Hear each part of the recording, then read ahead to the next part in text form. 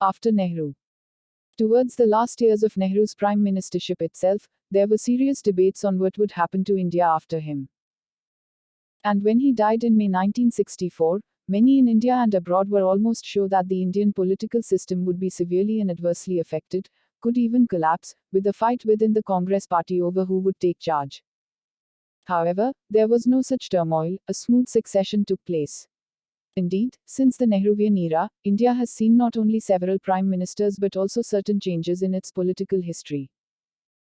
Down the years, there have been some upheavals to threaten the smooth functioning of a vibrant democracy, but these challenges have been met and overcome. Amidst the coups and military takeovers in the neighboring countries, India has managed to survive as a democracy and witness smooth change of government from time to time through democratic elections. Immediately after Nehru's death, Gulzarilal Nanda was appointed as the interim prime minister, pending the election of a new parliamentary leader of the Congress party who would then become prime minister. The Lal Bahadur Shastri years. It is generally accepted that a group within the Congress, formed in 1963, which came to be known as the Syndicate and included the president of the party, K. Kamaraj, and some others, guided the succession to the prime minister's post after Jawaharlal Nehru. The choice was between Morarji Desai and Lal Bahadur Shastri. The former was the senior and experienced congressman who was known for his administrative skills and honesty but also considered to be conservative, somewhat rigid and leaning towards the right. The latter was seen to be mild, soft-spoken and flexible, a man of integrity and of incorruptible nature. Shastri was supported more widely across the party than was Desai. In the end, Shastri was chosen by the party as the next parliamentary leader, hence the prime minister, as Desai decided not to contest. Early life. Lal Bahadur Shastri was born on October 2, 1904, in Uttar Pradesh. Firmly opposed to the caste system, he decided to leave out his name of Srivastav. Shastri was a title he got on completing his graduation at Kashi Vidyapeeth, Varanasi, in 1928. When he married Lalita Devi in 1928, Lal Bahadur Shastri, very much opposed to the idea of dowry, is said to have accepted just 5 yards of khadi and a spinning wheel on the insistence of his father-in-law to accept something. Swayed by Mahatma Gandhi, Lal Bahadur Shastri joined the freedom movement. In Thenan Cooperation movement of 1921 he was arrested for taking part in a demonstration but, as he was then a minor, he was let off. Later he was part of the major movements of the struggle against the British rule, such as the Salt Satyagraha and the Individual Satyagraha movement and then in the 1942 Quit India movement. Imprisoned several times, he made use of his time in prison reading the works of the social reformers and Western philosophers. Shastri was very much part of the Congress political organization, becoming the secretary of the local unit of the party and later the president of the Allahabad Congress Committee. He was elected to the Legislative Assembly of the United Provinces in 1937. Political journey after independence. After independence, Shastri became a minister in Uttar Pradesh state, in charge of the police and transport portfolio. In Govind Ballabh Pant's cabinet. Among his initiatives in that position were the appointment of women as bus conductors, and a direction to the police that water jets be used instead of lathis to disperse unruly mobs. Shastri was made the General Secretary of the All India Congress Committee, with Jawaharlal Nehru as the President, in 1951. The same year he was nominated to the Rajya Sabha. Nehru drew him into the Union Cabinet. Shastri was the Railways Minister, though he resigned in 1956, taking moral responsibility for a serious rail accident. But he was soon drawn back into the cabinet, and in 1961, he was appointed Home Minister. In this capacity he achieved a reputation of being a skillful mediator, and he also formed the Committee on Prevention of Corruption headed by K. Santhanam, on the basis of whose recommendations the Central Vigilance Commission was established. He had also been Minister for Transport and Communications, Minister for Commerce and Industry, and, during Nehru's illness, Minister without portfolio. Prime Minister, continuing Nehru's legacy but with change. Lal Bahadur Shastri was sworn in as the second Prime Minister of India on June 9, 1964. He kept with himself the portfolios of External Affairs and Atomic Energy, though he later transferred the External Affairs Ministry to Swaran Singh. In his first broadcast to the nation as Prime Minister, Shastri said, "There comes a time in the life of every nation when it stands at the crossroads of history and must choose which way to go. But for us, there need be no difficulty or hesitation, no looking to right or left. Our way is straight and clear, the building up of a socialist democracy at home with freedom and prosperity for all, and the maintenance of world peace and friendship with all nations. A true secularist at heart, Shastri said, the unique thing about our country is that we have Hindus, Muslims, Christians, Sikhs, Parsis, and people of all other religions. We have temples and mosques, gurdwaras and churches. But we do not bring all this into politics. This is the difference between India and Pakistan. Whereas Pakistan proclaims herself to be an Islamic state and uses religion as a political factor, we Indians have the freedom to follow whatever religion we may choose, and worship in any way we please. So far as politics is concerned, each of us is as much an Indian as the other. As Prime Minister, Shastri retained the main ministers of Nehru's cabinet, but also drew Indira Gandhi, Nehru's daughter, into his cabinet as Information and Broadcasting Minister. He respected Nehru and kept true to the general policies created by the first Prime Minister of India, but he was not a blind follower of Nehru. In several ways, he showed he had a mind of his own. Shastri was the first Prime Minister to have a secretary to the Prime Minister when he drew upon L.K. Jha, a senior ICS officer, to advise him.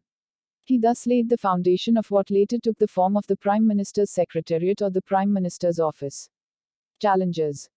Shastri's short tenure saw some major developments. It also showed that Shastri was no weakling but had a vision of his own besides being capable of taking tough decisions quickly. He said, perhaps due to my being small in size and soft of tongue, people are apt to believe that first I'm not able to be very firm. Though not physically strong, small in size and soft of tongue, people are apt to believe that first I'm not able to be very firm. Though not physically strong, think first I'm internally not so weak.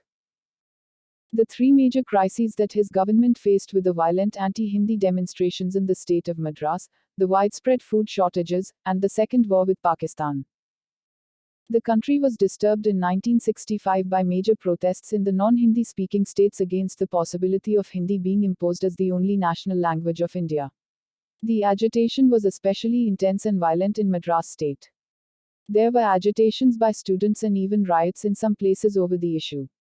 Shastri brought peace to prevail by assuring the people that English would continue to be used as the official language as long the non-Hindi speaking states wanted, though the army had to be called in to quell riots in some places. Economic ideas.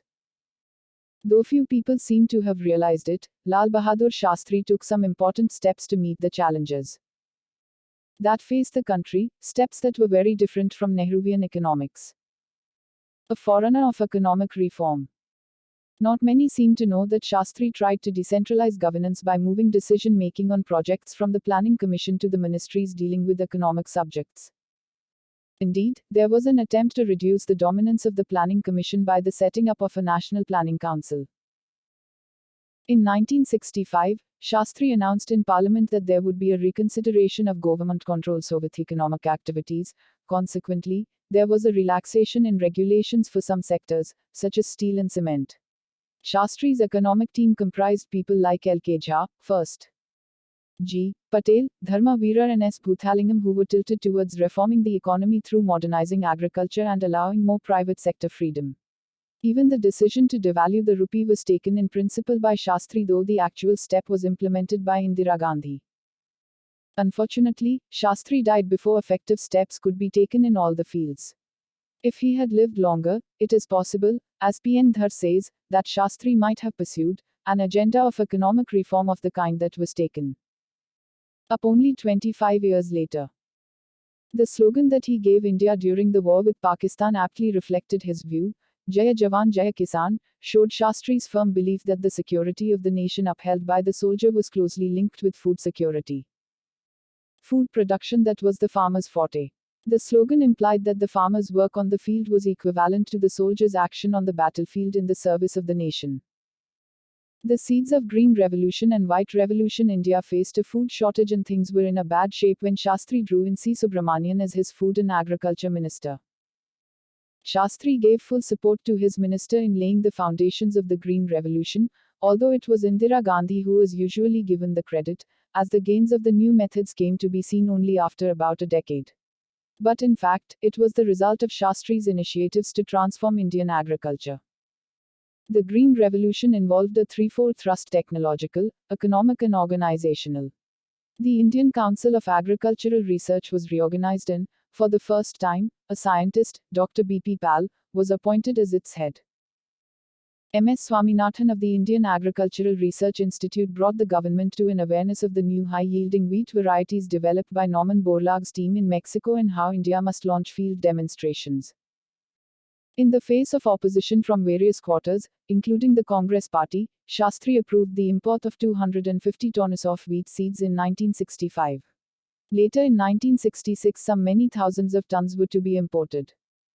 And the Green Revolution in wheat was set in motion, as Indian scientists improved upon these varieties. In November 1965, when C. S. Subramanian and Orville Freeman, the U.S. Agriculture Secretary, met in Rome, they signed an accord that put on paper what had already been launched with the support of Shastri. As per the accord, India was committed to end imports of food grains. By 1971, by investing more in agriculture, irrigation, research, seeds, fertilizers, and put in place suitable economic and marketing policies. The Americans, for their part, agreed to send more wheat to India in 1965 and 1966. Incentives to support the new technology were also put in place.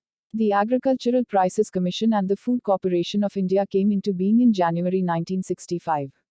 The National Seeds Corporation and the Central Warehousing Corporation were also set up around this time. Shastri was also instrumental in setting in motion the White Revolution, a national campaign to raise the production and supply of milk. On his visit to Anand in Gujarat in October 1964 to inaugurate the cattle feed factory of Amul at Kanjari, he was impressed by the milk cooperative. He wished that Verghese Kurian, who was the general manager of Kara District Cooperative Milk Producers Union Limited at the time, would help in creating such cooperatives in other parts of the country so as to improve the conditions of farmers. The National Dairy Development Board was established, as a consequence, at Anand in 1965. Skip a meal idea. The chronic food shortage in the country was a worrying fact. Also, during the 1965 war with Pakistan, Lyndon B. Johnson, the then president of the U.S., tried to put pressure on India by warning that if India did not stop the war, the U.S. would stop providing wheat to the country under the PL 480 agreement. Shastri refused to be budged. "We may go hungry, but not bow before the U.S., he told the Indians. Shastri motivated the people to voluntarily give up one meal a week so that food could be saved to be distributed to the people who required it. However, before asking the public to do so, he got his family members to first try the system. Surprisingly, the public response was huge, with even restaurants closing down on Monday evenings. New institutions and projects. Several new institutions were inaugurated during Shastri's tenure.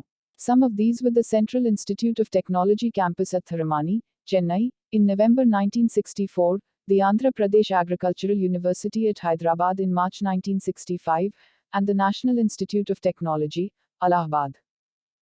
The Jawahar Dock of the Chennai Port Trust was inaugurated by Shastri, and the construction work of Tuticorin Port was begun in November 1964.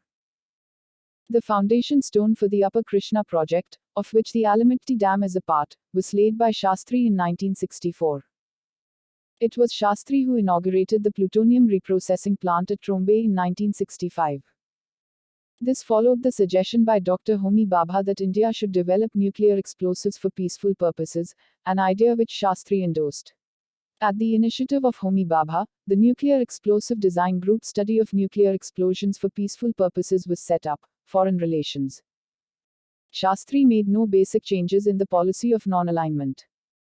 However, he was deeply conscious that, in the wake of India's war with China and the growth of military ties between Pakistan and the People's Republic of China, the Indian government should increase the defense budget of the country. So he tried to modernize the armed forces of India. He also decided that India should build closer ties with the Soviet Union. He made overtures to neighboring states to solve outstanding problems. The Bandaranaike-Shastri Accord of 1964 between India and Ceylon was signed by Lal Bahadur Shastri and his Ceylonese counterpart, Sirimavo Bandaranaike. Concerned with the status of Indian Tamils in Ceylon, the pact settled for the repatriation of 6,000 OO Indian Tamils to India and Ceylonese citizenship to be granted to 375,000 Tamils in Ceylon, to be accomplished by 1981. Shastri, however, died soon after, and the accord was not fulfilled, and some years later India considered the agreement to have lapsed. Burma had undergone a military coup in 1962, and following that many Indian families settled there had been repatriated by the Burmese government in 1964. Relations between India and Burma were strained. However, Shastri made an official visit to Rangoon in December 1965, and cordial relations were again established between India and the Burmese government under General Ne Win. Considering the situation in the subcontinent and the disturbed relations with Pakistan and China, Lal Bahadur Shastri did not hesitate to initiate a nuclear explosives program. In 1965, he gave authorization to the Atomic Energy Commission to work on achieving a nuclear test. He faced strong opposition on this issue from his own government and party as well as others, but he did not waver. Unfortunately, Lal Bahadur Shastri died in January 1966, as did the prominent personality on the nuclear science program in India, Homij Bhabha, before the program could proceed. The Indo-Pak War. In 1965, India faced threats of war from Pakistan. General Muhammad Ayub Khan had come to power in Pakistan through a military coup in 1958, forcibly taking over from President Iskandar Mirza and assuming the president's post himself. The US was giving Pakistan a great deal of military support. The war with China in 1962 had left the Indians, including the armed forces, feeling demoralized. So Ayub Khan probably thought it was the right time to test the strength of the Indian forces at the frontier. In April 1965, Pakistan tested the situation in Sindh. It seemed as if the Pakistanis could win after the first clashes in the Run of Kutch. Both sides were, at Britain's intervention, made to agree to a ceasefire and withdrawal of forces to the positions held before the clashes. Confident that the Indian army was weak, and trying to capitalize on the unrest created in the valley by the followers of Sheikh Abdullah and some other dissidents, the leadership in Pakistan decided to launch an attack in Kashmir. Operation Grand Slam was launched in August with the idea of using the only significant overland route to Kashmir before India could muster its forces and outmoded tanks. Pakistan's foreign minister at the time, Zulfikar Ali Bhutto, encouraged Ayub Khan in this venture. Well-trained infiltrators were sent into the valley with the idea of creating an uprising there. The Indian Prime Minister showed his strength of mind at this point of time. Pakistan claimed that there was a spontaneous uprising against the Indian occupation of Kashmir. India pointed out that Pakistan had instigated trouble inside Indian territory by sending armed raiders into Jammu and Kashmir from so-called Azad Kashmir.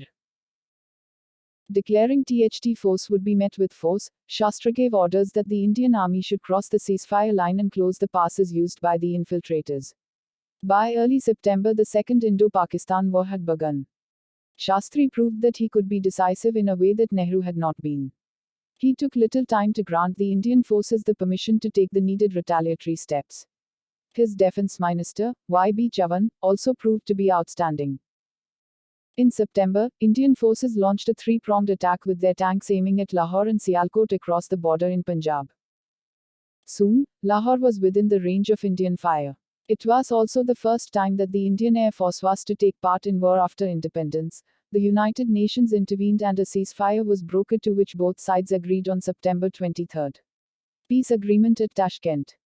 A South Asian Peace Conference was held in January 1966 at Tashkent, which was sponsored by the Soviet President, Alexei Kosygin. It was with the mediation of Kosygin that President Ayub Khan of Pakistan and Prime Minister Lal Bahadur Shastri of India met and signed the Tashkent Declaration on January 10. 1966 to restore normal and peaceful relations between their countries and to promote understanding and friendly relations between their peoples. The Tashkent Declaration was meant to form a framework for lasting peace between India and Pakistan. It is believed that the two sides were not able to reach an agreement on their own and that they were compelled by the Soviet leaders to sign a draft that they had prepared. However, it did not meet with complete approval in India. Critics felt that the agreement should have but did not include a no-war pact, nor was there any provision that Pakistan should give up guerrilla aggression in Kashmir. In Pakistan, the agreement was received even more angrily. There were riots and demonstrations against it. Zulfikar Bhutto distanced himself from Ayub Khan and the pact, and in the end broke away to subsequently form his own political party. The Tashkent Declaration. The points of the Tashkent Declaration signed by President Ayub Khan of Pakistan and Prime Minister Lal Bahadur Shastri of India that was directed towards bringing peace after the September war are as follows. 1. Both sides will exert all efforts to create good neighborly relations between India and Pakistan in accordance with the United Nations Charter. They reaffirm their obligation under the Charter not to have recourse to force and to settle their disputes through peaceful means.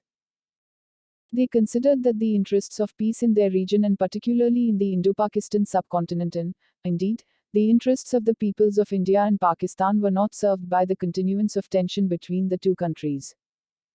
It was against this background that Jammu and Kashmir was discussed, and each of the sides set forth its respective position. 2. All armed personnel of the two countries shall be withdrawn not later than the 25th of February 1966 to the positions they held prior to the 5th of August 1965, and both sides shall observe the ceasefire terms on the ceasefire line.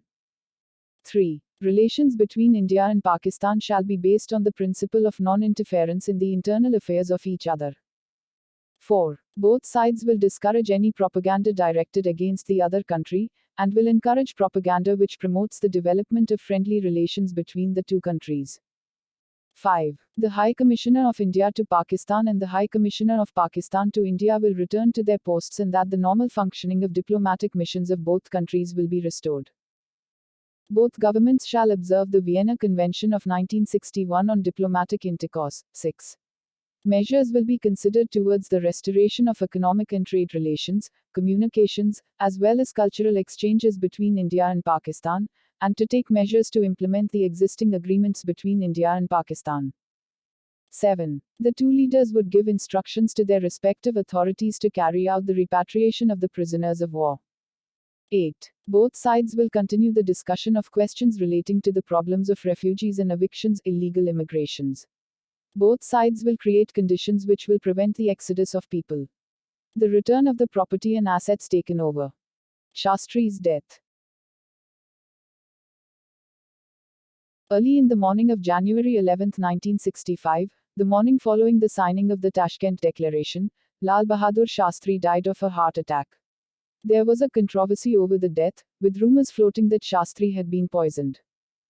The hand of the Central Intelligence Agency has been suspected in the matter as the West was wary of the nuclear aspirations of India and a disturbance in the balance of power in South Asia. The controversy has still not ended, especially as RTIs asking for relevant information have been turned down by the government. Indira Gandhi, the first phase. After the sudden and unexpected death of Lal Bahadur Shastri in January 1966, once again, Gulzarilal Nanda was appointed the interim Prime Minister pending elections. Morarji Desai was a contender for the post of the Congress Party parliamentary leader and, as a corollary, the Prime Minister. The Sindicat supported Indira Gandhi, Nehru's daughter, and most party members also were in favor of her. She won the election. It is said most of the senior congressmen supported her as they thought she was weak enough to be manipulated as they wanted. Time was to prove them wrong. Early life. Indira Priyadarshini was born on November 19, 1917 in Allahabad to Jawaharlal Nehru and Kamala Nehru. India was in the midst of a struggle for freedom from the British and the Nehru family was fully involved in the struggle. So, almost from childhood, Indira was closely in touch with the events of those days of turmoil. It is reported that when bonfires of foreign goods were made during the freedom movement, Indira, then a child, gave up a doll made in England to be thrown into the fire. At the age of 12, she brought together and led a group of children, calling it the Vanar Sena, to do their bit for the freedom struggle. These youngsters addressed envelopes, made flags, helped put up NP-tissues and carried messages to the freedom fighters. Indira attended several schools and colleges, sometimes just for brief periods. These included the École de Bex in Switzerland, Rabindranath Tagore's Vishwa Bharati University at Shantiniketan, Bengal, and Somerville College, Oxford, UK, among others. In 1936 Indira joined the Indian National Congress, and in 1938 she became a member of the India League. It was during her stay in England that she met Firoz Jehangir Ghandi, who was also a member of the India League and studying in London. Firoz was a Parsi. Indira returned to India in 1941 with Feroz Gandhi, and she married him in 1942. Feroz too was a member of the Indian National Congress and took part in the freedom struggle.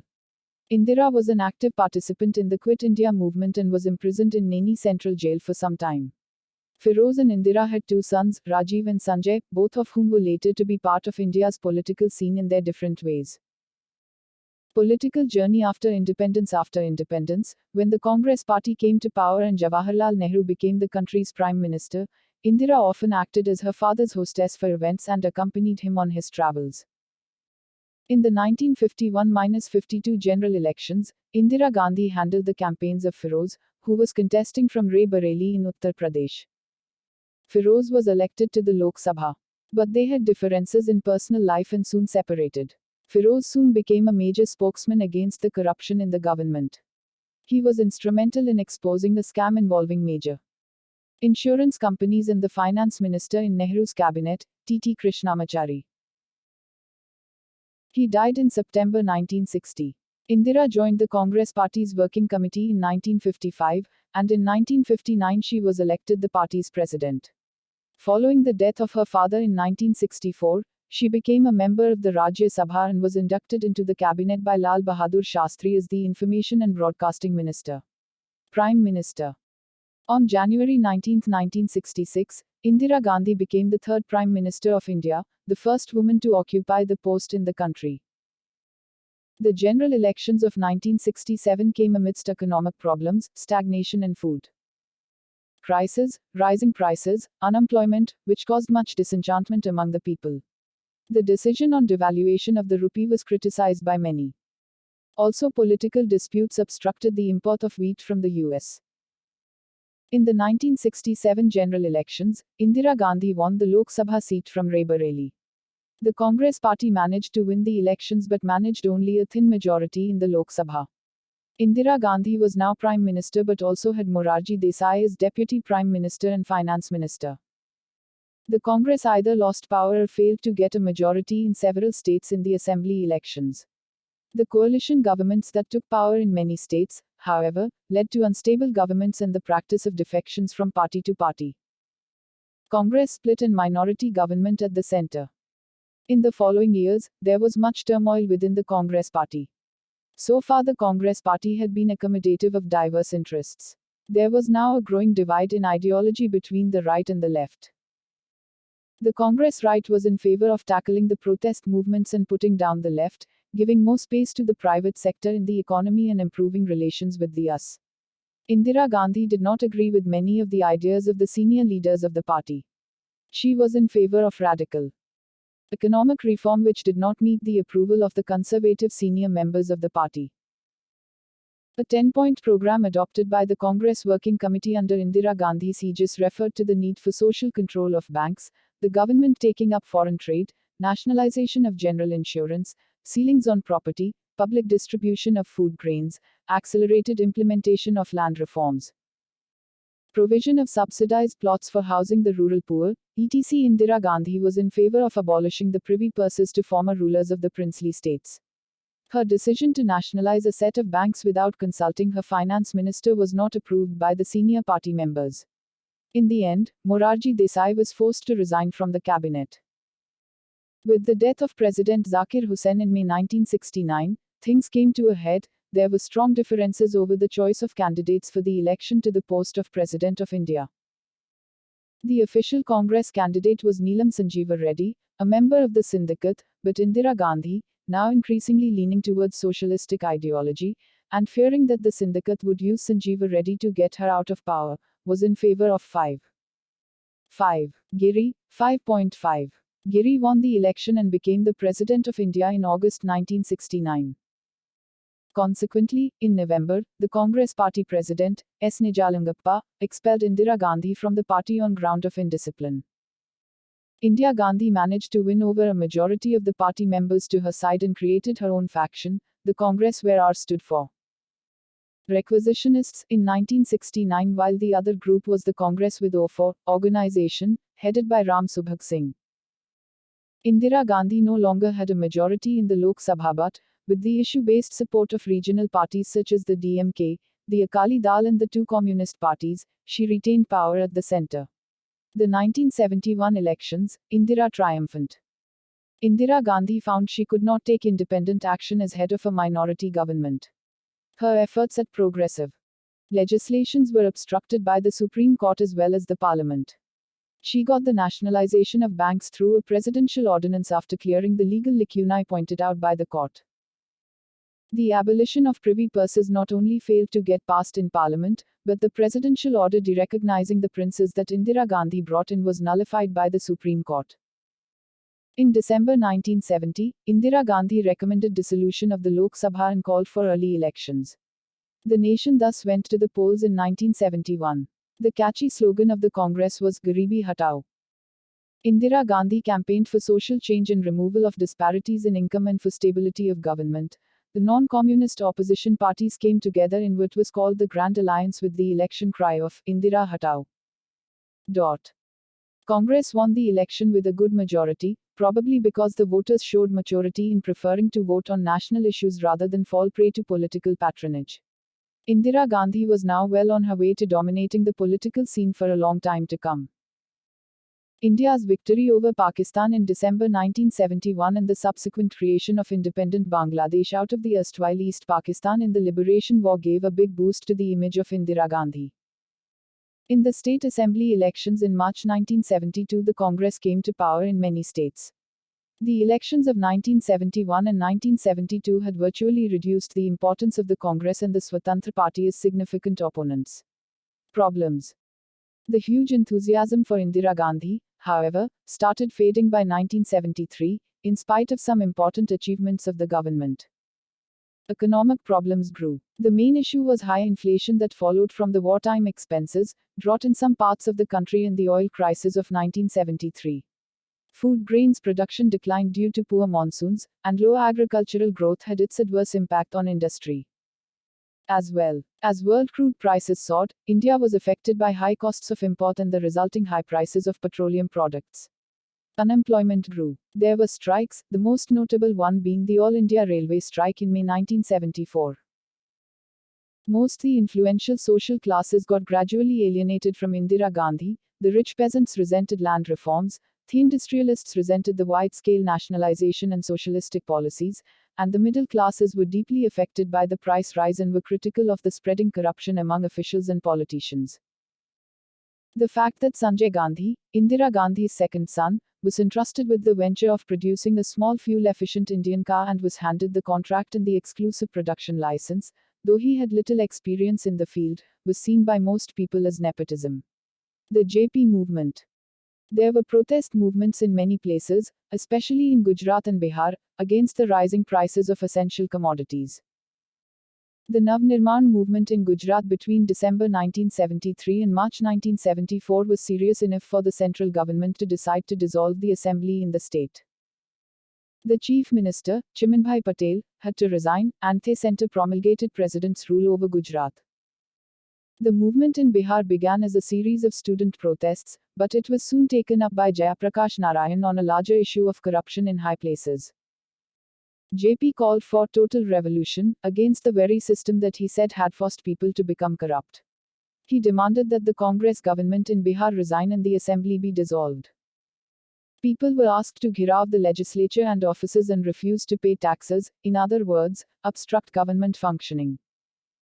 Jayaprakash Narayan went beyond Bihar to try and draw the rest of the country into the protest with the aim of bringing down Indira Gandhi's government, which was portrayed as corrupt and undemocratic. People in many parts of North India were enthused by JP's call. Besides, the non-left opposition parties rallied behind him. The movement, however, lost momentum by the end of 1974. Indira Gandhi challenged Jayaprakash Narayan to test the strength of his group against the Congress in the 1976 elections, and JP accepted the challenge. However, before the contest could be settled democratically, things changed drastically. The Allahabad High Court decision and the imposition of emergency. On June 12, 1975, Justice Sinha of the Allahabad High Court delivered a verdict in an election petition filed by Raj Narain, Indira Gandhi's opponent in the Rae-Bareilly contest in 1971. Raj Narain had accused Indira Gandhi of corrupt practices during her election campaign. The court verdict declared Indira Gandhi's election to the Lok Sabha in 1971 invalid on grounds of electoral malpractice, excessive election expenditure, and using government machinery and officials for party purposes. This meant that she could no longer be the Prime Minister and could not try for election to Parliament for 6 years. An appeal against the judgment was made in the Supreme Court, but before that could be settled, other events took place. For one, in the Gujarat Assembly elections, the Congress party suffered reverses and could not form a government. The JP movement was revived with greater zeal and the demand grew for Indira Gandhi's resignation. There was a call for nationwide agitation and an announcement was made that a civil disobedience would begin on June 29. Indira Gandhi responded by recommending to President Fakhruddin Ali Ahmed that a state of internal emergency should be declared all over the country because of the lawlessness. The president, accordingly, declared a state of emergency due to internal disorder, in accordance with the provisions of Article 352 of the Constitution, on June 25-26, 1975. State of emergency. The president has proclaimed the emergency. This is nothing to panic about. First, I'm sure you are all aware of the deep and widespread conspiracy, which has been brewing ever. Indira Gandhi and JP both to be blamed. The agitation led by JP was getting increasingly chaotic and certainly posed issues of law and order for the government. JP even exhorted the army and the police not to obey illegal orders. When the Allahabad court judgment came, the cry for Indira Gandhi's resignation removal became strident. Indira Gandhi's appeal to the Supreme Court led to an interim decision by the vacation judge, Justice 5. R. Krishna Iyer, who, on June 24, allowed a conditional stay of the Allahabad verdict. That Indira Gandhi could remain in her post, speak in parliament but could not vote in it. This stay order reinforced the demand of JP and the Janata Morcha for the removal of Indira Gandhi as the Prime Minister. JP seems to have forgotten the Gandhian principles on which he had been nurtured. He could have had the patience to wait for the general elections which were due in March 1976. If people were dissatisfied, they would have thrown out Indira Gandhi and the Congress. But JP and his allies were not even willing to abide by the Supreme Court judgment and wait for the final decision. In her broadcast to the nation on the evening of June 26, 1975, Indira Gandhi said, "In the name of democracy it has been sought to negate the very functioning of democracy. Duly elected governments have not been allowed to function. Agitations have surcharged the atmosphere, leading to violent incidents. Certain persons have gone to the length of inciting our armed forces to mutiny and our police to rebel. How can any government worth the name stand by and allow the country's stability to be imperiled?" Indira Gandhi, for her part, seems to have forgotten or deliberately discarded her father's democratic ideals. But then, perhaps, she was always a little autocratic. She was after all instrumental in getting an elected communist government in Kerala dismissed. After the Allahabad court judgment, she could have gracefully resigned, dissolved the Lok Sabha and called for early general elections or waited a few months on the sidelines for the elections on their due date. But she was not interested in giving up power. She claimed later that resignation would have strengthened the forces that were, according to her thinking, threatening democracy. As Joe Elder, a British sociologist, pointed out, JP erred in launching a mass movement without a cadre of disciplined, nonviolent volunteers. His movement's credibility was weakened by the presence within it of extremists of the left and right. On the other hand, the Prime Minister clearly overreacted in imposing the emergency. P.N. Dhar said, when the fateful moment arrived, JP did not let the law take its own course. Whether it was his mistrust of Indira Gandhi's motives, or his own lack of faith in the democratic method, or his ambition to go down in history as a political messiah of the Indian people is beside the point. Similarly, Indira Gandhi showed more faith in the repression of political opponents and dissidents in her party than in her own ability to engage them constructively or fight them politically.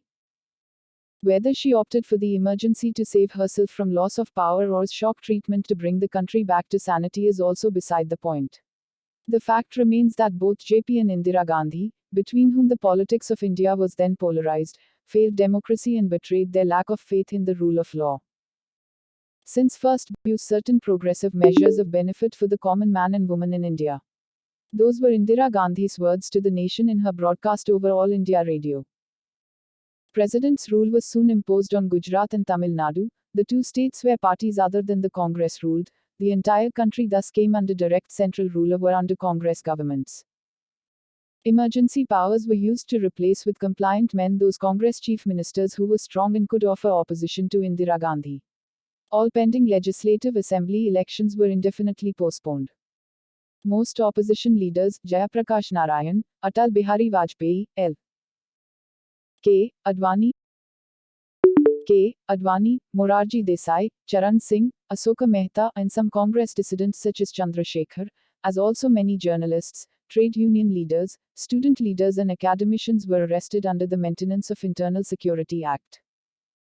Several organizations of extreme ideologies, the Anand Marg, the RSS, the Jamaat-e-Islami, the CPI, were banned. As a result of the emergency, the fundamental rights were suspended and civil liberties were curtailed with the amendments to MISA and the Defense of India Act in July 1975. Parliament was practically ineffective as there was no effective opposition to debate issues. Several decrees, laws, and even constitutional amendments were passed to reduce the power of the judiciary and to declare that Parliament's right to amend the constitution was unlimited. In this context, the 42nd Amendment is memorable. Censorship was imposed on the press, and some newspapers used to come out with blank spaces on the editorial pages to signify that their views had been blacked out for being critical of the situation. The Indian Express and the Statesman will be remembered for trying their best to put across criticism of the emergency and the government. The emergency will be remembered for the ruthlessness of the state. People were detained without charges, the law enforcement authorities abused and even tortured those arrested, and so-called programs for development were thrust on an unprepared people. The rise of Indira Gandhi's younger son, Sanjay Gandhi, to wield a power he did not hold officially seemed ominous. He spearheaded the programs of destruction of crowded housing settlements and forced sterilization for controlling the population, causing misery to thousands of people. He was, in the opinion of many, instrumental in helping to set up what was in effect a police state. Support for the emergency. The imposition of emergency was not condemned outright by everyone. In fact, considering that such a mass movement had been curbed and JP arrested, no spontaneous demonstration took place. The JP movement clearly did not have the support of people across the socio-economic spectrum. The middle classes on the whole initially welcomed the emergency. They were tired of the protest atmosphere and were all in favor of some discipline and the control on prices, for instance. Law and order certainly improved, as did administration, and there was a sense of calm that was welcome. MISA was used to arrest smugglers, hoarders, and those indulging in black market. The suppression of strikes also met with general approval. The announcement of the 20-point program enthused the poorer and rural sections of population as well. The economy improved initially, though it was mainly because of the good monsoons. And, on the whole, people believed that the emergency was a temporary step to bring the country back on the path of progress. Even if the Congress Party President Devkant Barwa's sycophantic praise of Indira Gandhi in 1976 that, India is Indira, and Indira is India, was not shared by all, many eminent personalities supported her step, at least initially. The Communist Party of India was all in support of the emergency, to thwart right reactionary forces, that is, using all the rights and liberties of parliamentary democracy set up in order to destroy the freedom of the country. The party regretted its position later. The Communist Party, though, opposed it, and some of its members were jailed. Acharya Vinoba Bhave appreciated that it was time for discipline to be imposed. Mother Teresa too supported Indira Gandhi's step for bringing calm and peace in the country. Eminent journalist Khushwant Singh, surprisingly, supported the emergency in the beginning, as he believed that the JP movement would have led to anarchy in the country. Later on, he was to change his view of the emergency, especially in light of the atrocities that were perpetrated. Growth of popular discontent. By mid-1976, the popular mood had changed. There was discontent everywhere as the economic improvement could not be sustained, the criminals were back at their work, and the welfare programs failed to move at a fast enough pace to please the poor. Also, it was the semi-corrupt and callous bureaucracy and sycophantic and exploitative politicians who were handling these programs, and the impact was therefore poor. The strict and rigid discipline imposed did not meet with the approval of government officials and teachers, who also resented being compelled to fulfill targets of getting people sterilized. The police and bureaucracy had too much power, which they abused. Above all, the atmosphere of fear and insecurity that had been created made people angry and resentful, but the Zephilings had no vent as protest was forbidden, even as there was no alternate way for getting grievances against corrupt and abusive officials redressed. Sanjay Gandhi's rise to power without responsibility created great unease and anger, not only among intellectuals who feared the erosion of democratic values, but more so among the common people who had to bear the brunt of the demolition and sterilization drives. Surprisingly, the points he put forward were not in themselves bad, for he advocated abolition of dowry, planting of trees and beautification of cities, encouraging literacy, and limiting family size. But the ruthless and insensitive way in which these ideas were implemented caused great misery and shocked people. Abuse of authority, apparently under the direction of Sanjay Gandhi, was rampant. With no effective press to report with at least some accuracy on the situation, and with people disbelieving the official publicity news, rumors of atrocities and violent protest put down forcefully spread and were believed. The scale of the emergency atrocities were more in the northern parts of the country than in the southern parts.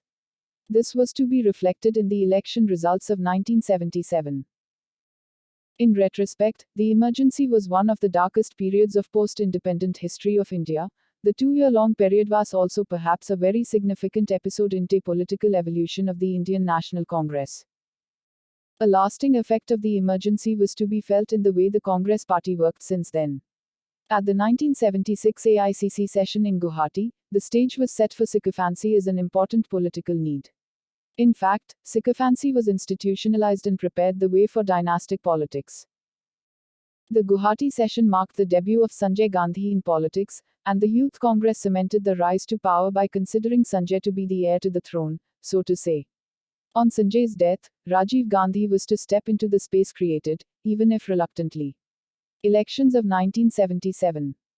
The emergency was extended twice, and then most unexpectedly Indira Gandhi called for elections.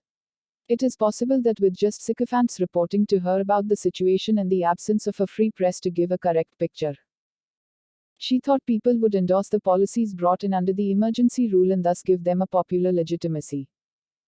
It has also been put forward by some that her inherent democratic instincts were against continuing with the draconian emergency rule. Yet others observe that when she got an idea of the excesses being perpetrated, she wanted to get out of a situation that was getting out of her control. The announcement of the elections came in January 1977. Political prisoners were released and press censorship lifted, even as political parties were allowed to campaign freely.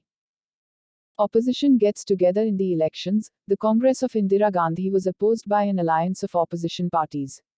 The Jan Sangh Congress, Bharatiya Lok Dal led by Charan Singh, and the Socialist Party got together to form the Janata Party. In February, Jagjeevan Ram, Nandini Satpathy and Hemwati Nandan Bahuguna left the Congress of Indira Gandhi to form their own party, Congress for Democracy. The CFD, Akali Dal, DMK and the CPM allied with the Janata Party to fight the elections in opposition to the Congress and its allies, the CPI and AIADMK. After the elections, the CFD merged with the Janata Party. A historic election, the Janata Alliance made the excesses of the emergency and the issue of civil liberties the major planks of its election campaign. The people voted in March 1977. The elections seemed to be practically a referendum on the emergency. The Janata Alliance got a huge mandate with 330 out of the 542 seats in the Lok Sabha. The Congress was trounced, especially in the north, and its allies did not perform well either. Both Indira Gandhi and Sanjay Gandhi lost their seats. Incidentally, the Congress did well in the south where it got most of the 150-odd seats. It won. Before the elections, many political observers of India had despaired that democracy had no place in a country in which a majority of the populace was illiterate and presumably unaware of democratic values. They predicted that with the emergency, India would cease to be a democracy in the true sense. But the elections proved that the Indian people were astute and used their political power to good effect. The poor too understood the value of civil rights. The elections, which brought a non-Congress government at the center for the first time since independence, showed that democracy was well embedded in the country. The emergency came to an end on May 21, 1977. Developments in the political system. The elections over time showed how the voters had changed. The 1967 and the 1971 showed a marked increase in electoral malpractices, with booth capturing and rigging becoming rampant. The Election Commission observed that casteism that was becoming prominent, especially in Bihar, vitiates in no mean degree the political atmosphere. This feature has become practically entrenched in the country's voting behavior. Changes in the Congress. The 1971 elections, the fifth general election since India became independent, came earlier than the due date, thus dissociating the national elections from the elections for the state assemblies.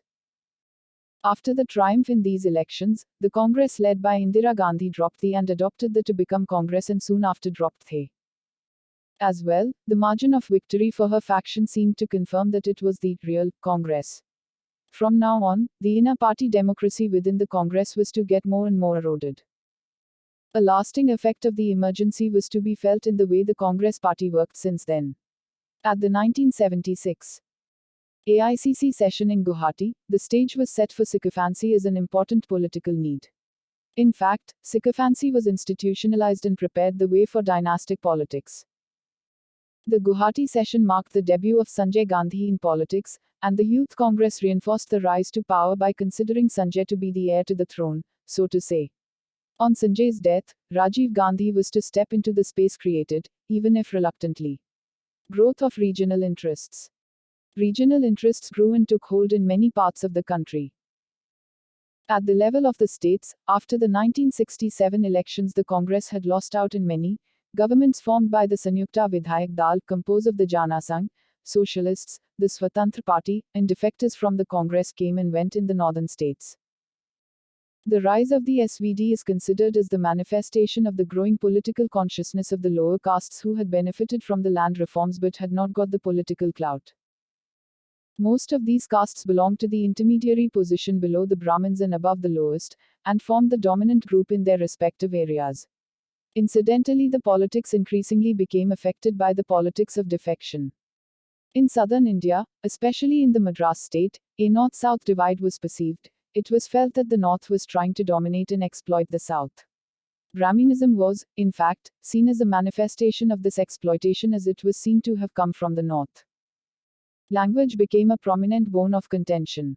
The South, especially Madras, viewed the possible imposition of Hindi as official language with resentment. While the knowledge of English was more or less evenly spread over the regions of the country, imposition of Hindi would be very much to the advantage of the people in the Hindi belt in the fields of education and employment.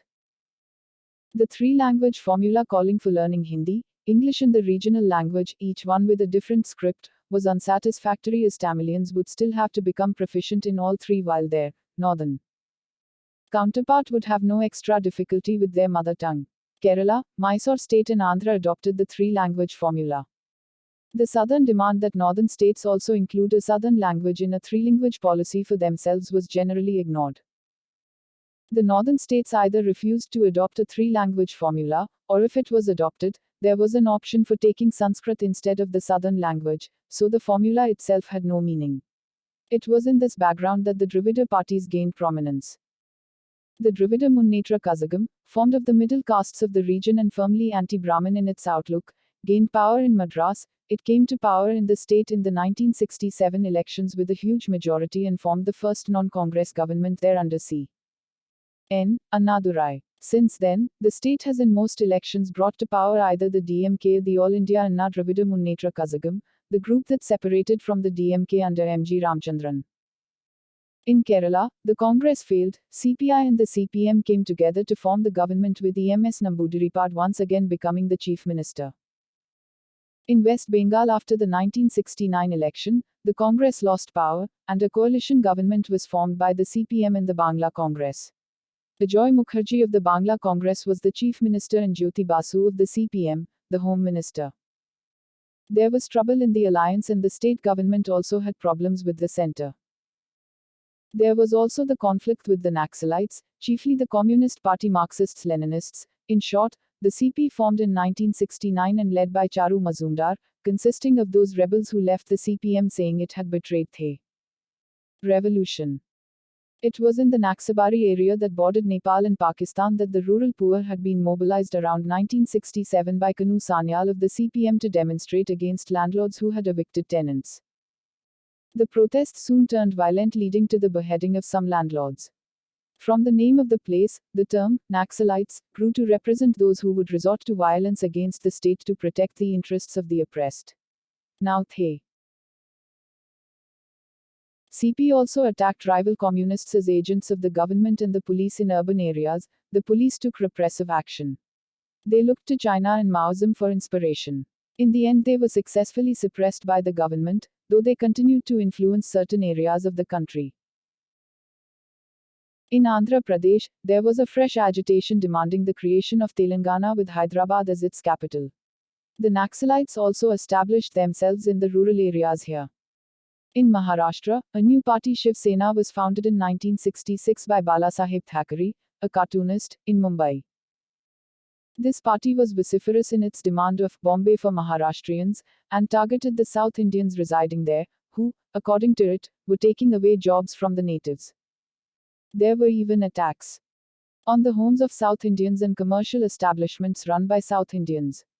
The Maharashtra for Maharashtrians approach seemed to find favor with many of the inhabitants, and the Shiv Sena came second to the Congress in the municipal elections of Bombay. The calls for greater autonomy were reflected in the border areas as well. Kashmir had gone through an election in 1967, which was, to all purposes, unfair, with Congress candidates being elected without opposition as other candidates' nomination papers were rejected. Sheikh Abdullah, under house arrest for some time, was released. His attitude to the position of Kashmir vis-a-vis India remained ambivalent, but according to some reports he was more ready than before with the idea of Kashmir's accession to India. After the Indo-Pakistani War of 1971, the new order in South Asia seemed to indicate that India's control over Kashmir was quite firm. Sheikh Abdullah was in a mood for a more conciliatory approach to the center, and Indira Gandhi was ready to open a dialogue with him. He agreed not to raise the issue of self-determination for Kashmir but to limit his demand to just greater autonomy within the Indian Union. He became the Chief Minister of Jammu and Kashmir and the leader of the National Conference. There was relative peace and, in 1975, Indira Gandhi declared the state of Jammu and Kashmir to be a constituent of India. In 1966, Indira Gandhi accepted the Achilles demand that Punjab be reorganized on linguistic lines. In consequence, the southern part of Punjab, which was predominantly Hindi-speaking, became a separate state, Haryana. At the same time, the hilly areas in northeastern Punjab were merged with Himachal Pradesh. However, the contentious issue on the status of Chandigarh, which the Akalis wanted to be the capital of Punjab alone, was declared a union territory to be shared by both the states as a capital. Though demonstrations over the status of Chandigarh went on in 1968 and 1969, and a veteran freedom fighter, Darshan Singh Perumal, fasted unto death, the initially temporary arrangement continued indefinitely. The northeastern region of India has a strategic importance. The Mizos rose up against the government of India in 1966, with the Mizo National Front under the leadership of Lal Gangadhi demanding sovereign independence of Greater Mizoram. Indira Gandhi had to use the army to quell the rebellion. The Air Force carried out strikes in Aizawl, the only time the IAF was used in this way in civilian Indian territory. With the 1971 war victory, the Mizo separatist movement slowed down. Negotiating with the Mizo leaders, the Union government offered to turn Mizo Hills into a Union territory in July 1971. The Mizo leaders accepted the offer on condition that the status of Union territory would soon be upgraded to statehood. In January 1972, the Union territory of Mizoram came into being. There was insurgency in Nagaland too. Nagaland had been a part of Assam at the time of India's independence, but in 1963 it had become a separate state of India. But there were extremists in the state who demanded a separate identity outside the state of India. The radicals in charge of the movement were ready to get help and training from China. Violent clashes took place between the Naga rebels and the Indian army. Indira Gandhi handled the situation with firmness, especially during the emergency. In March 1975, President's rule was imposed on the state. The leaders of largest rebel groups agreed under the Shillong Accord in November 1975 to lay down arms and accept the Indian constitution. However, a small group did not agree and spurts of violence and conflict continued.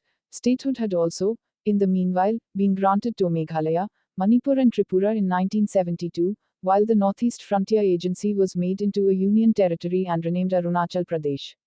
Annexation of Sikkim. Sikkim had become a protectorate of India in 1950. By 1974, several elections had been held in Sikkim. In the last elections, two rival parties merged to form the Sikkim Congress and won a massive victory in the polls. This party campaigned for greater political rights. The Chogyal, the ruler of Sikkim, tried to suppress the movement but was not successful. He turned to India, and India prepared a constitution for Sikkim. The constitution was approved by the National Assembly of Sikkim in 1974. In 1975, a special referendum was held in which an overwhelming majority of the electorate voted in favor of Sikkim's merger with India.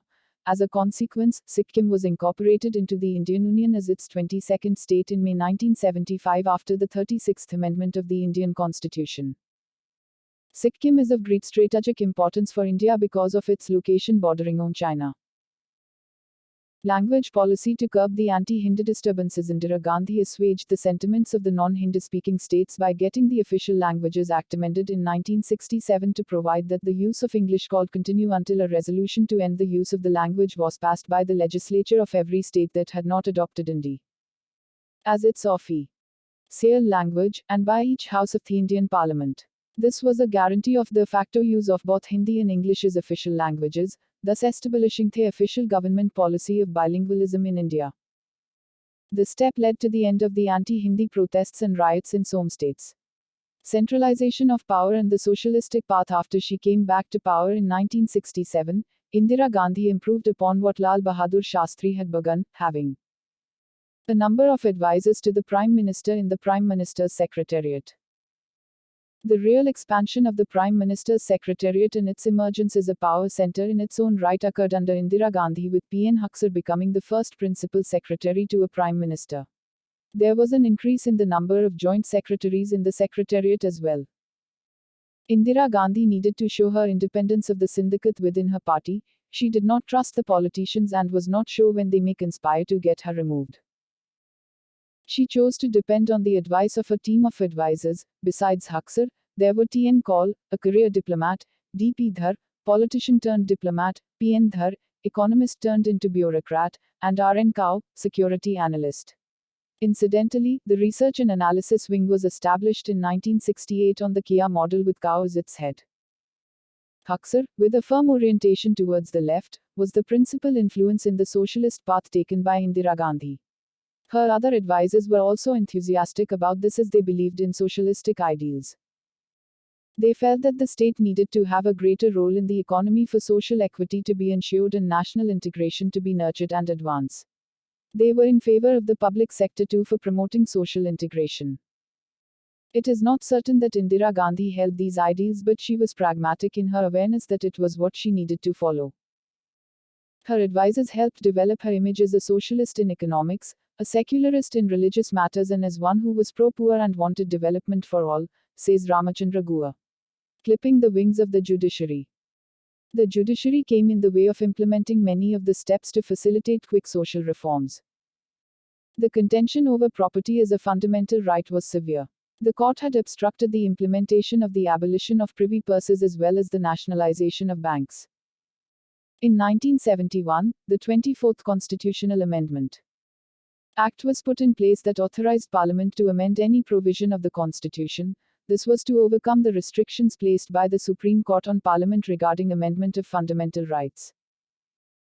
In 1972 came the 25th Constitutional Amendment Act, providing that giving effect to certain directive principles could not be challenged in court on the grounds of their being inconsistent with certain fundamental rights. In 1973, the practice of appointing the senior-most Supreme Court judge as the Chief Justice of India was set aside, and Justice A.N. Ray was made Chief Justice of India, though there were 3 other judges senior to him. The appointment was politically motivated as A.N. Ray was seen to be on the government's side. When the law passed by Parliament giving it greater powers to amend the Constitution had been challenged in the Apex Court, Justice Ray had voted in favor of the government's view. This was seen as having influenced his promotion. Then in 1975 came the 38th Amendment Act, specifying that the satisfaction of the President or the Governor to declare emergency or issue ordinances could not be challenged in court. The 39th Amendment Act of 1975 provided that disputes regarding the election of the President, Vice President, Speaker and Prime Minister could not be heard by the High Court's Supreme Court, but only by a special court to be set up by Parliament. The 42nd Amendment was to further curtail the power of the judiciary. The 42nd Amendment Act, a mini-constitution of sorts. In 1976 came the 42nd Constitutional Amendment Act that was the longest one till then and brought about sweeping changes in the Constitution, so much so that it came to be called a mini-constitution in itself. It added some 40 articles and a new chapter to the Constitution, besides adding new words to the preamble. The main ideas were to exclude the courts entirely from election disputes, to concentrate power in the central government as against the states so that the country could be ruled as a unitary and not a federal polity, to protect revolutionary social legislation from judicial scrutiny, and to further curb the power of the judiciary so that it would be difficult for the court to upset Parliament's policy regarding certain matters. Some of the huge changes the amendment brought about that affected the democratic system are given below. Some of these steps would be repealed by the Janata government that came in 1977. The 42nd Amendment placed amendments outside the purview of courts, further declaring that there was to be no limitation on the power of Parliament to amend the Constitution. It curtailed the powers of the High Courts and the Supreme Court in matters of judicial review and right jurisdiction. In the preamble, India was now characterized as a sovereign, socialist secular democratic republic, instead of the original, sovereign democratic republic. Besides, the words, unity of the nation, was changed to unity and integrity of the nation. New directive principles were added to the Constitution, and the directive principles were, on the whole, accorded primacy over the fundamental rights. A new chapter on fundamental duties was added to the Constitution. The term of the Lok Sabha was extended from 5 years to 6 years. It further froze the number of seats in constituencies for election to Lok Sabha and state legislative assemblies at the 1971 census level till the first census after 2000. There was to be no readjustment every 10 years after every census, as was the practice till then. The laws made by Parliament to deal with anti-national activities were declared to take precedence over fundamental rights. The necessity of quorum in Parliament as well as in state legislatures was discarded. As per its provisions, the proclamation of national emergency could be made for a part of territory of India. The duration of President's rule without Parliament's approval was extended from 6 months to 1 year. The centre was given the power to deploy armed forces in a state if a serious situation of law and order arose. Socio-economic policies. It was P.N. Huxar who apparently advised Indira Gandhi that if she wanted to get control of her party, she must oppose the syndicate on ideological lines. So she presented the socialistic path to be adopted for the good of the country. Several steps were taken in keeping with this socialistic ideology. Nationalization of banks and other sectors of economy. Bank nationalization was a step on this path, as Indira Gandhi sided with the Young Turks. She relieved Morarji Desai of his finance portfolio as he opposed the idea, pointing out that the step would cause a strain on the government administration and lead to lower resources for economic development even as it increased bureaucratic control. Indira Gandhi then adopted the Ordinance Way to nationalize 14 major private banks in July 1969. The ordinance was later passed by Parliament to become the Banking Companies Act. The Prime Minister explained over the radio that India might be an ancient country but was a young democracy and, as such, should remain vigilant against the domination of the few over the social, economic or political systems. Banks, she said, should be publicly owned so that they catered to not just large industries and big business but also to agriculturists, small industries and entrepreneurs. Furthermore, the private banks had been functioning erratically with hundreds of them failing and causing loss to the depositors who were given no guarantee against such loss. The nationalization did result in a huge expansion of the banking sector with branches not only increasing in numbers but also coming up in remote and rural areas where the formal credit system was hitherto unknown. Household savings increased with deposits increasing. Investments rose in the informal sector. The nationalization of banks led to credit being provided to agriculture and small and medium industries. It was stipulated that banks had to reserve a certain percentage of credit to the priority sectors. Differential interest rate scheme introduced in 1972 required the public sector banks to provide at lower than normal rates of interest to the weaker sections of the society. After being re-elected in 1971 on a campaign that endorsed nationalization, Indira Gandhi went on to nationalize the coal, steel, copper, refining, cotton textiles, and insurance industries. The main reasons were to protect employment and the interests of the organized labor. Whatever industries remained in private hands were strictly regulated. The foreknown private oil companies in the India created obstructions for India by refusing to supply fuel to the Indian forces during the War of 1971. In consequence, Indira Gandhi nationalized the oil companies in 1973. Since then, the major oil companies have to maintain a minimum stock of oil for military use when needed. Abolition of princely privileges. After India got independence, the rulers of the princely states, on merging with the state of India, were granted a privy purse by the government of India. This purse was a certain amount of money, payable annually to the rulers of such states in proportion to their revenue, ranking as a salute state under the British Raj, the antiquity of the dynasty, etc. Article 291 of the Constitution of India, the privy purse would be a fixed, tax-free amount guaranteed to the former princely rulers and their successors. The quantum of these purses ranged from 5,000 rupees per annum to 26 lakh rupees per annum. The privileges enjoyed by erstwhile rulers were often questioned and considered by many to be a relic of the past.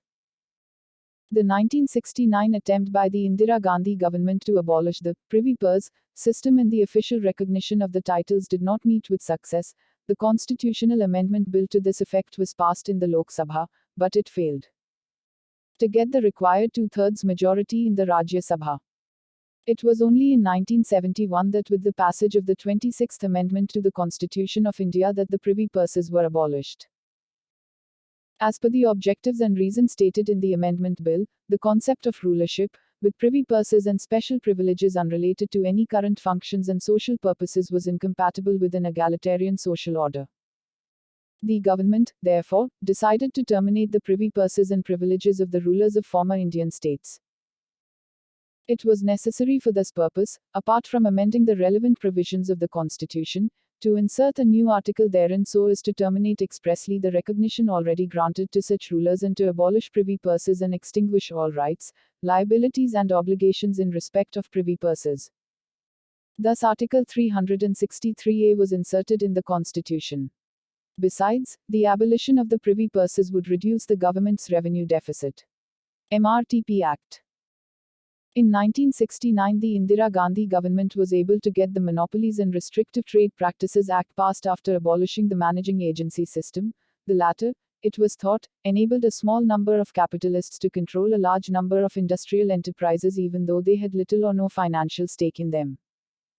The MRTP commissioner was to check the concentration of economic power wielded by a few leading business families. Steps for equity and poverty reduction. It was under Indira Gandhi's administration that a clause calling for equal pay for equal work for both men and women was enshrined in the Indian Constitution. It was also in the cause of social equity that the princely privileges were withdrawn. Her program for poverty reduction and redistribution of wealth included rapid enforcement of land ceilings, agricultural as well as urban land ownership. Legislation for redistribution of land to the marginal farmers was also passed in many states. A program was initiated for distribution of food grains at low cost to the economically vulnerable sections of population. A crash program for creation of employment in rural areas was also devised. Programs for building houses for landless laborers were designed. At least on paper, bonded labor was abolished and there was a moratorium on the debts of the poor. As already mentioned, the nationalized banks had to keep in mind priority sector lending. The nature of the reforms has been criticized, but it cannot be denied that the social changes had the long-term effect of bringing to prominence middle-ranking farmers from the lower castes. And these classes were to pose a challenge in the political system in the north, tackling economic problems. In the mid-60s, Indian economy was going through a crisis. There was shortage of food grains, a huge fiscal deficit, and a deterioration in the balance of payments situation. This led to a greater dependence on foreign aid. The war with Pakistan in 1965 resulted in the suspension of food aid from the US, which refused to renew the PL 480 agreement. In the circumstances, 5-year planning was suspended in favor of annual plans. Inflation remained high except during the emergency. Unemployment too was a grave problem. Devaluation of the rupee. There was pressure from the US, the World Bank, and the International Monetary Fund on India to reduce its controls over trade and industry and to devalue the rupee. Indira Gandhi did devalue the rupee in June 1966 by 36.5%, increasing the dollar's value against it by 57.4%.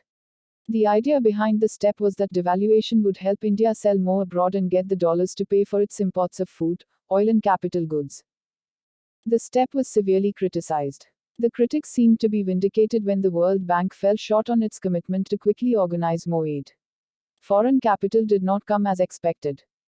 Indira Gandhi felt betrayed and lost faith in promises made by the West. This could have been a factor in her subsequent shift leftward. Furthermore, another drought added to macroeconomic difficulties, and the effect of devaluation was ineffective due to contradictory export-import policies. Devaluation thus came to be seen as a failure. The medium-term effect of devaluation was, in fact, beneficial. India managed to avert famine as well as bankruptcy, and the trade deficit reduced drastically by 1970-71. In the short term, however, it led to inflation and failed to the extent that it was not accompanied by other reforms. In the circumstances, the idea of liberalizing the economy became politically unacceptable and was abandoned. Indira Gandhi chose to control the deficit through drastically cutting down government expenditure. This led to an industrial slowdown. Indira Gandhi had by now turned leftwards and launched some radical policies, nationalizing banks and insurance, enacting the MRTP Act, enacting the Foreign Exchange Regulation Act, which placed restrictions on foreign investment and foreign companies functioning in India. Taking over sick companies rather than letting them close down.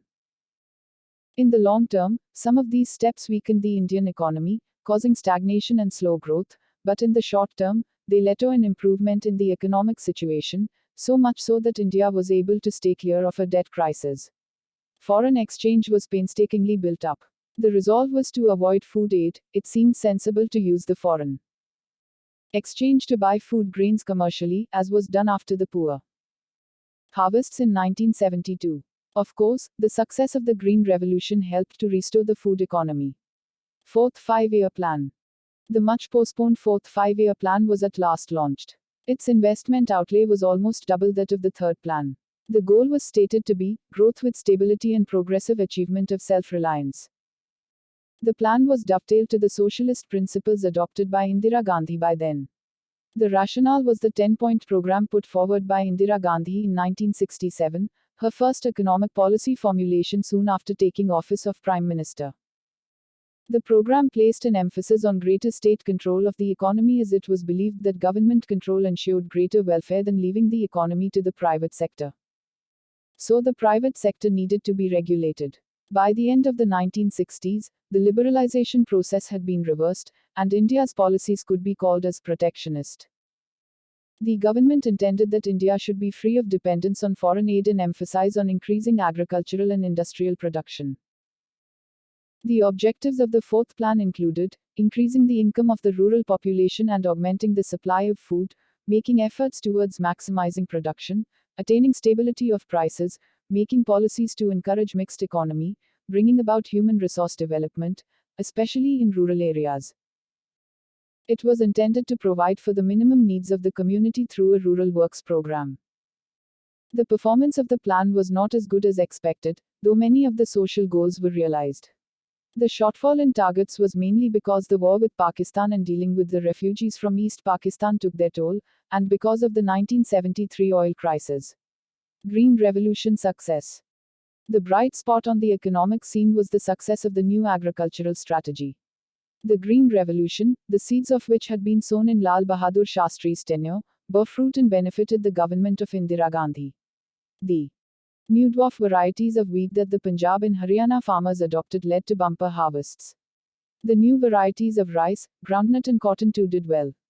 Production of wheat, especially, grew sensationally. There were shortcomings in the strategy, huge regional variations, large areas unaffected by the revolution, still depending on the erratic monsoons, growth in the disparity of farmers' income, and what was to be seen much later, the damage to the environment, overuse of chemical fertilizers and wastage of water. But at the time, the feeling was that endemic food shortage had ended. Fifth Five-Year Plan. The fifth five-year plan did not last its full term, but its programs mostly coincided with the emergency period. The plan was targeted at reducing poverty through addressing the consumption needs of the poor and by enacting a range of socio-economic reforms. This was more or less an aspect of the 20-point program. With the emergency in place, the economic programs could be implemented forcefully. Indeed, with the economy growing at the rate of 9% in 1975-76 alone, the fifth plan was the first plan during which the per capita income grew by over 5%. However, with the elections of 1977 and the Janata government coming to power, the fifth plan period was curtailed and it was ended in 1978. The Indo-Pak War of 1971 and the birth of Bangladesh. The war between India and Pakistan in 1971 was a milestone in that it saw the liberation of East Pakistan resulting in the birth of a new nation, Bangladesh. The 1970 polls in Pakistan and unrest in East Pakistan. In 1970, General Yahya Khan, who had succeeded Ayub Khan as President and Chief Martial Law Administrator in Pakistan, promised to restore democracy in Pakistan and duly called for general elections, the first ever election based on adult franchise in that country. Also, the number of seats to the National Assembly was to be in proportion to the population. East Pakistan, the more populous of the two wings of Pakistan, was thus, naturally, allotted more seats than West Pakistan. In West Pakistan, the dominant party was the Pakistan People's Party led by Zulfikar Ali Bhutto, while in East Pakistan the Awami League led by Mujibur Rahman was the dominant party. Mujibur Rahman spoke of the eastern wing being repressed by the military rulers and treated as a colony to cater to West Pakistan's interests. The East Pakistanis resented their language, Bengali, being sidelined and the low representation of their people in the higher administrative sections of the country. Mujibur Rahman demanded greater autonomy and a true federal constitution with greater powers for the East Wing. The poll was held in December 1970 and the results showed where Pakistan was heading. While the PPP won a majority of seats in West Pakistan, the Awami League simply swept the elections in East Pakistan and, in the process, got a majority overall. Yahya Khan did not like the prospect of an assembly led by an East Pakistani and dominated by East Pakistanis with their demand for autonomy in framing a new democratic constitution. There was also a fear among the West Pakistan rulers that the Hindus in East Pakistan, many of whom were well-educated professionals, might influence the writing of the constitution. Yahya Khan, with the endorsement of Zulfikar Bhutto, postponed convening the National Assembly. This angered the East Pakistanis, and the call for a general strike by the Awami League met with a good response. In March 1971, the Pakistani military regime took steps to crush the protest and sent tanks and forces into East Pakistan. Mujibur Rahman was arrested and moved to an unknown destination. There seemed little chance for reconciliation after the violent clashes and the brutal killing of civilians, especially students, by the Pakistani army. Refugee influx in India and Indian response. One consequence of the civil war in East Pakistan was the exodus of refugees from that country into India, the numbers running into millions by August 1971. India allowed these refugees in and set up camps for them in West Bengal, Tripura and Meghalaya, and even in Madhya Pradesh and Orissa, and fed them. It was the central government that bore the cost of all this. In the beginning, India mounted diplomatic efforts at convincing the world powers of the desperate situation building up. Indira Gandhi contacted the US on the matter. Henry Kissinger, the national security advisor to the US president at the time, brought a letter from the US president asking India to send back the refugees under UN supervision.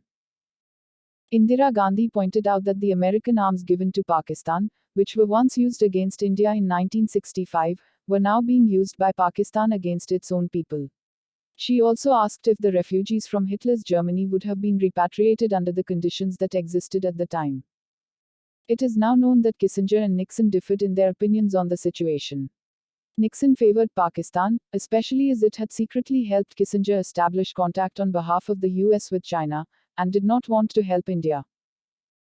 The USSR, as opposed to the US, agreed with India on the situation on the subcontinent, that the two wings of Pakistan had drifted too apart for possible reconciliation. The USSR offered military equipment to India. It also proposed a friendship treaty with India, which would act as a deterrent to Pakistan and China if they thought of getting together and indulging in military adventurism. When India's foreign minister at the time, it is now known that Kissinger and Nixon differed in their opinions on the situation. Nixon favored Pakistan, especially as it had secretly helped Kissinger establish contact on behalf of the US with China, and did not want to help India. The USSR, as opposed to the US, agreed with India on the situation on the subcontinent, that the two wings of Pakistan had drifted too apart for possible reconciliation. The USSR offered military equipment to India. It also proposed a friendship treaty with India, which would act as a deterrent to Pakistan and China if they thought of getting together and indulging in military adventurism. When India's foreign minister at the time, Swaran Singh, visited Moscow in June 1971 and met his Soviet counterpart, Andrei Gromyko, and the president, Alexei Kosygin, it was decided that such a friendship treaty would be signed. In August 1971, the foreign ministers of the two countries signed the Treaty of Peace, Friendship and Cooperation. The most significant part of the treaty spoke of the mutual consultations on suitable measures to be taken in the face of any attack or threat of an attack on either country so as to remove the threat and ensure peace and security of their countries. By the summer of 1971, India had decided to intervene actively in the situation. Indian forces began to provide instruction in the use of weapons to Bengali guerrillas in training camps. The group of these fighters, comprising regular soldiers of the erstwhile United Pakistan as well as fresh volunteers, was known as the Mukti Bahini. These guerrillas were to sneak across the border into East Pakistan to attack army camps and communication installations. The Mukti Bahini was to play an important role in the liberation of East Pakistan. Indira Gandhi toured the world to acquaint the leaders of the situation on the subcontinent. The country that could have made a difference, namely the USA, remained unimpressed. In November 1971, Richard Nixon and Indira Gandhi met but did not agree on the situation. Nixon said that the US would not agree to overthrow Yahya Khan and warned India against taking military action. In the meanwhile, the situation along the border between India and East Pakistan had reached conflict stage with shelling across the line taking place. It was an opportunity for the members of the Mukti Bahini to use the exchange of fire to cross the border to carry out their insurgent activity. War and liberation of East Pakistan. Pakistan chose to attack India on the western border on December 3, 1971. As their bombers targeted airfields along the western borders, their artillery regiments attacked Kashmir. India under the generalship of Sam Manekshaw took swift action in Kashmir and Punjab on the ground and with massive airstrikes. The Indian Navy got into action for the first time and moved towards Karachi. The Western Naval Command under Vice Admiral S.N. Kohli successfully launched a surprise attack on Karachi port under the codename Trident.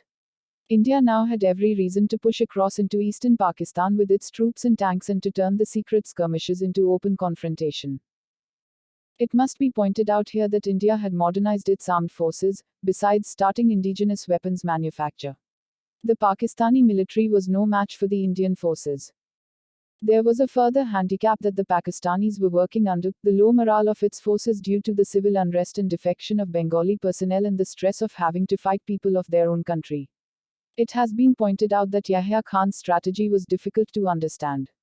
If Chinese help was anticipated, it did not come. Perhaps the snow in the Himalayas in December did not allow any Chinese action. The Indian forces, on the other hand, had no problem with weather on the eastern front and furthermore were helped by the locals and the Mukti Bahini. Moving towards Dakcha from four directions, the Indian forces captured strategic installations. The Indian Eastern Naval Command, under Vice Admiral Nilakanta Krishnan, created a naval blockade in the Bay of Bengal and isolated East Pakistan. From December 4 onwards, the aircraft carrier INS Vikrant was deployed to carry out attacks on the major ports of East Pakistan. India's intention for East Pakistan became clear on December 6, 1971 when the Indian government formally recognized the Provisional Government of the People's Republic of Bangladesh. The US sent Task Force 74 led by the aircraft carrier USS Enterprise I into the Bay of Bengal, but it was just a show of power and an indication of the US stand. It did not affect the course of what happened to East Pakistan. It was now clear that Dakcha was going to fall to the Indian forces, and what is more, once the East Pakistan issue was settled, India might turn its full attention to West Pakistan and also cause its disintegration, on December 13, the Yahya Khan sent a message to Lieutenant General A.K. Niazi, the commander of the Pakistan Eastern Command, to give up arms. But it was December 16, 1971 before the instrument of surrender of Pakistan Eastern Command stationed in East Pakistan was signed between the Lieutenant General Jagjit Singh Arora, the GOC-in-C of Indian Eastern Command, and Lieutenant General A.K. Niazi, the commander of the Pakistan Eastern Command, at the Ramna Racecourse in Dakcha. East Pakistan had been liberated and a new independent nation, Bangladesh, had come into being. Mujibur Rahman, released from captivity, assumed the leadership of the new nation. On December 16, Indira Gandhi announced on radio a unilateral ceasefire on the Western Front as well. The next day, Pakistan too announced a ceasefire. Indira Gandhi's image was greatly enhanced as an effect of the victory. Many in India called her Durga. There was a new confidence and a sense of power and achievement in the Indians. The country seemed to have established a dominant position in the subcontinent. The similar agreement. In Pakistan, following the war, Yahya Khan resigned and Zulfikar Bhutto took over. Bhutto was reported to be in favor of beginning a new relationship with India. India was not against the idea. Bhutto was invited for a summit at Simla in June 1972. At the meeting, the Indians expressed the need for a comprehensive treaty settling all outstanding problems including Kashmir. But the Pakistanis preferred a step-by-step approach. In the end, whereas the Indian side wanted a no-war pact, it had to agree to a renunciation of force by both sides. The Kashmir issue was left hanging, and regarding the line of control which India wanted to be respected by both sides, Pakistan added the caveat, without prejudice to the recognized position of either side. Many of India's demands were watered down, and India apparently went with it because it realized the precarious position held by Bhutto in Pakistan, and pushing too hard may have deposed him and made the situation worse. The agreement was signed on July 2. The similar agreement was considered to be a comprehensive blueprint for good neighborly relations between India and Pakistan. Under the agreement, both countries undertook to abjure conflict and confrontation, and to work towards the establishment of durable peace, friendship and cooperation. The two countries agreed to follow a set of guiding principles in managing relations with each other: respect for each other's territorial integrity and sovereignty, non-interference in each other's internal affairs, respect for each other's unity, political independence, sovereign equality, and abjuring hostile propaganda. There was a mutual commitment to the peaceful resolution of all issues through direct bilateral approaches, and to build the foundations of a cooperative relationship with special focus on people-to-people contacts. Text of the similar agreement. 1. The Government of India and the Government of Pakistan are resolved that the two countries put an end to the conflict and confrontation that have hitherto marred their relations, and work for the promotion of a friendly and harmonious relationship and the establishment of durable peace in the subcontinent, so that both countries may henceforth devote their resources and energies to the pressing talk of advancing the welfare of their peoples. In order to achieve this objective, the Government of India and the Government of Pakistan have agreed as follows: that the principles and purposes of the Charter of the United Nations shall govern the relations between the two countries. That the two countries are resolved to settle their differences by peaceful means through bilateral negotiations or by any other peaceful means mutually agreed upon between them. Pending the final settlement of any of the problems between the two countries, neither side shall unilaterally alter the situation, and both shall prevent the organization, assistance or encouragement of any acts detrimental to the maintenance of peaceful and harmonious relations. That the prerequisite for a conciliation, good neighborliness and durable peace between them is a commitment by both the countries to peaceful coexistence, respect for each other's territorial integrity and sovereignty, and non-interference in each other's internal affairs, on the basis of equality and mutual benefit. That the basic issues and causes of conflict which have bedeviled the relations between the two countries for the last 25 years shall be resolved by peaceful means, that they shall always respect each other's national unity, territorial integrity, political independence and sovereign equality. That in accordance with the Charter of the United Nations they will refrain from the threat or use of force against the territorial integrity or political independence of each other. 2. Both governments will take all steps within their power to prevent hostile propaganda directed against each other. Both countries will encourage the dissemination of such information as would promote the development of friendly relations between them. 3. In order progressively to restore and normalize relations between the two countries step by step, it was agreed that steps shall be taken to resume communications, postal, telegraphic, sea, land including border posts, and air links including overflights. Appropriate steps shall be taken to promote travel facilities for the nationals of the other country. Trade and cooperation in economic and other agreed fields will be resumed as far as possible. Exchange in the fields of science and culture will be promoted. In this connection, delegations from the two countries will meet from time to time to work out the necessary details. Point 4. In order to initiate the process of the establishment of durable peace, both the governments agree that Indian and Pakistani forces shall be withdrawn to their side of the international border. In Jammu and Kashmir, the line of control resulting from the ceasefire of December 17, 1971 shall be respected by both sides without prejudice to the recognized position of either side. Neither side shall seek to alter it unilaterally, irrespective of mutual differences and legal interpretations. Both sides further undertake to refrain from the threat or the use of force in violation of this line. The withdrawals shall commence upon entry into force of this agreement and shall be completed within a period of 30 days thereof. 5. This agreement will be subject to ratification by both countries in accordance with their respective constitutional procedures, and will come into force with effect from the date on which the instruments of ratification are exchanged. 6. Both governments agree that their respective heads will meet again at a mutually convenient time in the future and that, in the meanwhile, the representatives of the two sides will meet to discuss further the modalities and arrangements for the establishment of durable peace and normalization of relations,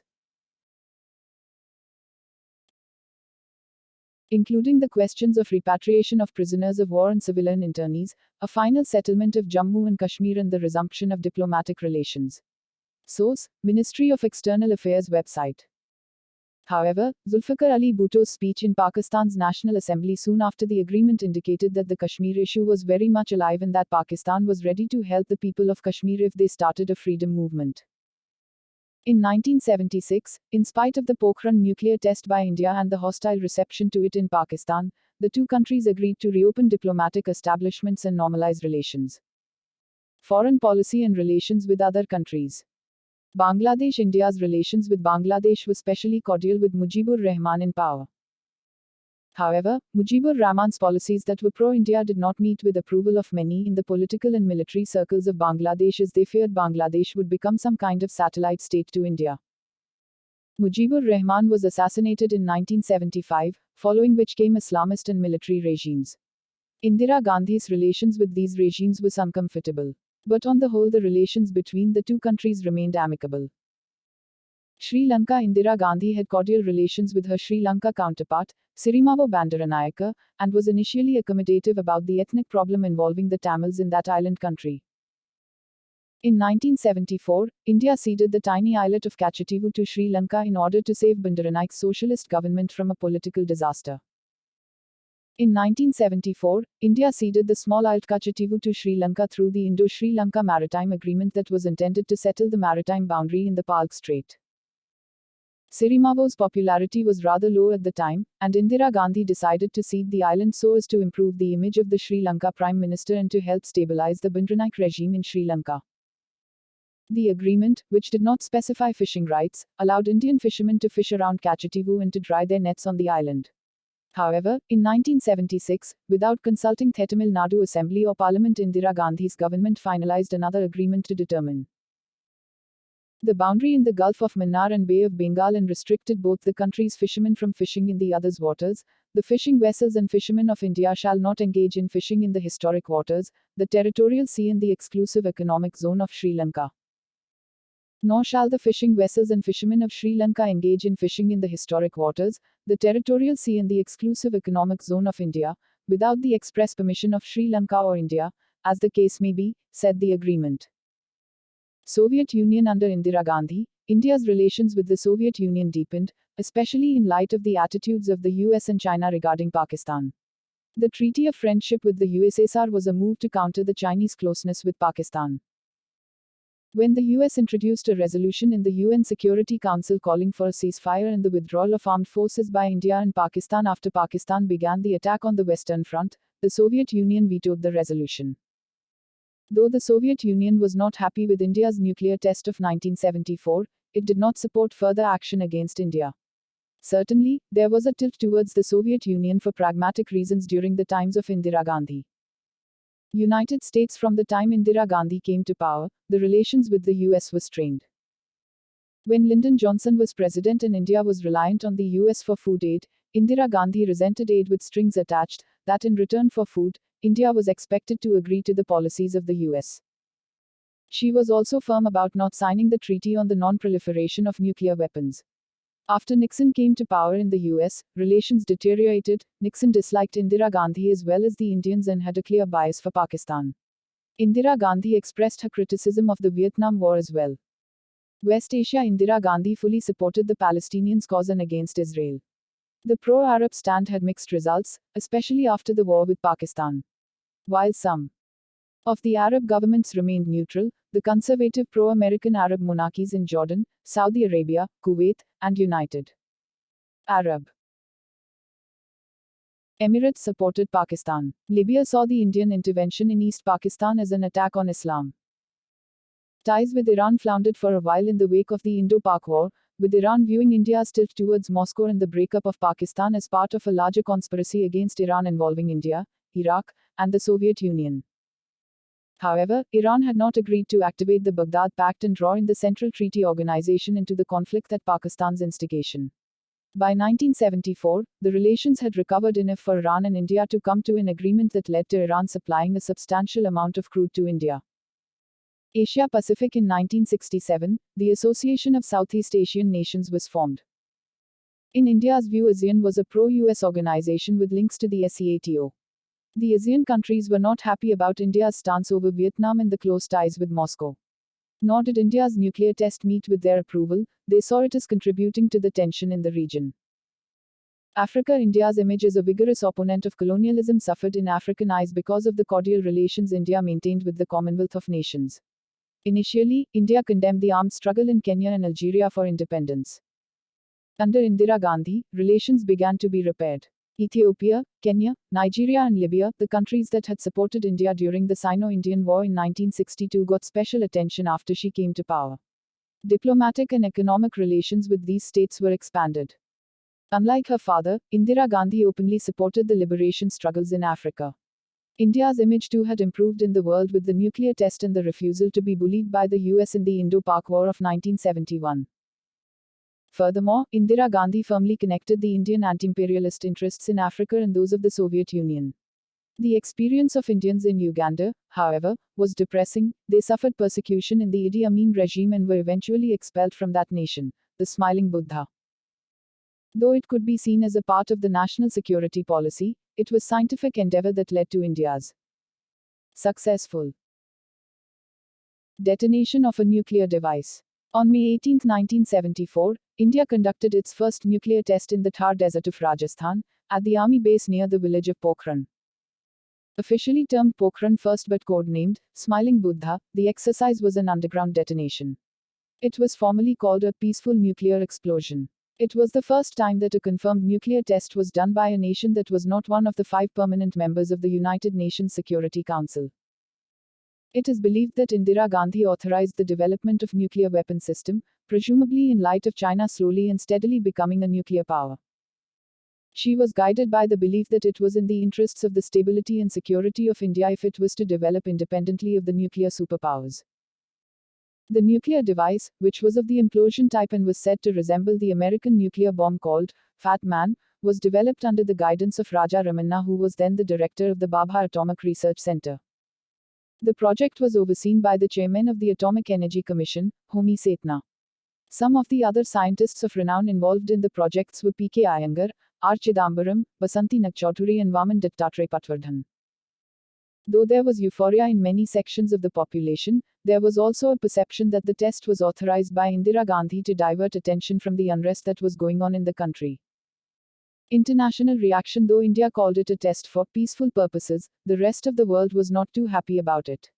The Nuclear Suppliers Group was formed to check nuclear proliferation. As the plutonium used in the test came from the Cyrus reactor supplied by Canada and the heavy water was supplied by the US, the two countries were unhappy. Canada suspended assistance for the 2 heavy water reactors then under construction.